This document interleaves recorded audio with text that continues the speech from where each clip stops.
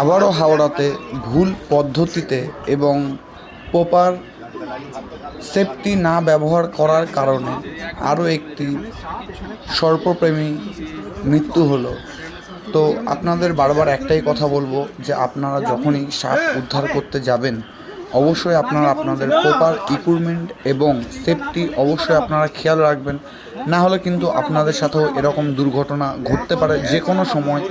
সাপ নিয়ে আপনারা কখনোই শো আপ করতে যাবেন না, এর ফলে কিন্তু প্রত্যেক বছর আমাদের ভারতবর্ষে বহু স্নেক রেস্কিউয়ারের মৃত্যু হচ্ছে।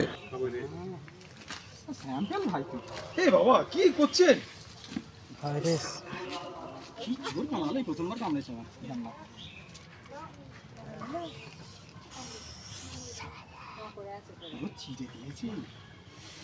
আমি এটা করতে গেলাম কেন বলুন তো? এটা খুব বাজে জিনিস হয়ে গেল। আজকে হসপিটালে মরে যাই যদি।